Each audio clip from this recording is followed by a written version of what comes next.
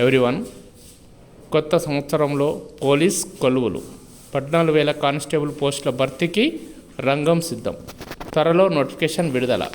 2 ఏళ్లుగా నిరుద్యోగుల ఎదురుచూపులు. ఖాళీగా వేలాది కానిస్టేబుల్ పోస్టులు. సిబ్బందిపై పెరిగిన పనిభారం. నిన్న వార్షిక నివేదిక సందర్భంగా డీజీపీ గారు తెలియజేయడం జరిగింది. ముఖ్య విషయం ఏమిటంటే మన సాయి గణేష్ బుక్ స్టాల్ను గణేష్ బుక్ స్టాల్గా పేరు మార్చడం జరిగినది. అది మన బెల్లంపల్లి చౌరస్తాలోని జై సాయి హాస్పిటల్ దగ్గర జగదాంబ హీరో హోండా షోరూమ్ ఎదురుగాకు మార్చడం జరుగుతున్నది. Ganesh book stall. తెలంగాణలో నిరుద్యోగులకు పోలీస్ శాఖ మరో వార్త తెలిపింది.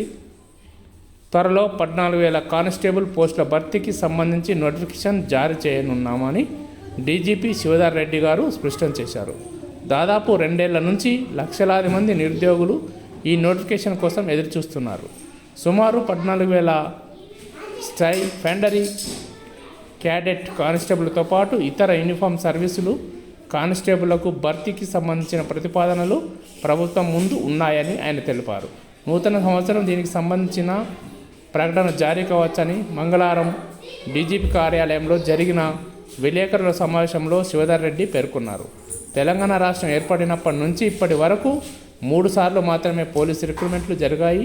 2016లో 9,287, 2018లో 16,925, 2022లో 17,000 పోస్టులకు సంబంధించిన నోటిఫికేషన్లు విడుదలయ్యాయి.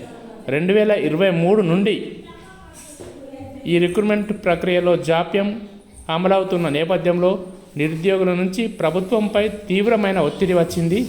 ఈ క్రమంలోనే ఆ నోటిఫికేషన్ విడుదల అవుతుందన్న సమాచారాన్ని డీజీపీ నిర్ణయించారు. పోలీస్ శాఖలో ఏటా జరుగుతున్న పదవి విరమణల వల్ల సిబ్బంది సంఖ్య తగ్గుముఖం పడుతుంది.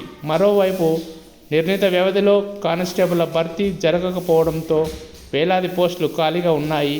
మిగిలిన సిబ్బంది పనిభారం ఎక్కువ అవుతుంది.